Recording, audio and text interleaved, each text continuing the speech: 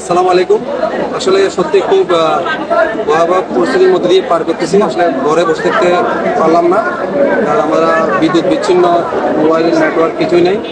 আর এই মুহূর্তে আসলে দুঃখের সাথে বলতে হয় আমাদের অনেক বেশি স্পিড বোট বা অনেক নৌকার প্রয়োজন, কারণ আমাদের বিশেষ করে গ্রাম অঞ্চলে আমাদের হাজিরপুর, শিবপুর, পরশুরাম, ফুলগাজী, ছাগলনাইয়া সব জায়গার মানুষ খুব কষ্টে দিন পার করতেছে।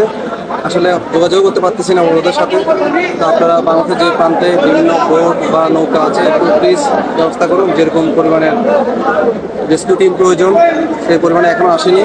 আপনার কাছে অনুরোধ থাকবে, এই মুহূর্তে আসলে আমরা অনুরোধ করা ছাড়া কিছু করার নেই, কারণ আমাদের হাতে কিছুই নেই, নেটওয়ার্ক নেই যে যোগাযোগ করবো কোথাও নেই। সবাই ইনশাল্লাহ এগিয়ে আসুন, কারণ আমরা খুব ভয়াবহ পরিস্থিতির মধ্যে দিয়ে আমাদের ফেরি মানুষ পার করতেছি। সবাই দোয়া করবেন। আমি ভিডিওটা আপলোড দেওয়ার জন্য প্রায় 12 তলার উপরে উঠেছি, যাতে নেটওয়ার্ক পাওয়ার জন্য। অনেক কষ্টে হয়তোবা এই ভিডিও বার্তার পরে আবার অনলাইনে থাকবো না।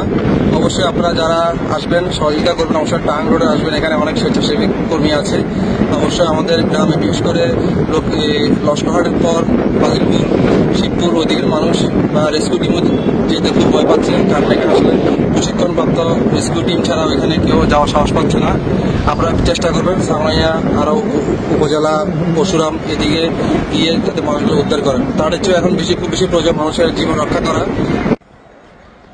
আমাদের টাং রোডে বর্তমানে কয়েকটা লাশ পড়ে আছে, কারণ দাফন করার মতো কোনো ভালো শুকনো জায়গা নেই। অনেক হিন্দু মানুষও মারা গিয়েছে, আসলে শ্মশানে নিয়ে যাওয়ার মতো অবস্থায় নেই। তো আমি বাংলাদেশ সরকারের কাছে অনুরোধ করব, আপনারা আপনাদের সর্বোচ্চ শক্তি প্রয়োগ করে বাংলাদেশের মানুষকে উদ্ধার করুন, না হলে এখানে হাজার হাজার মৃত্যু আমাদের দেখতে হবে।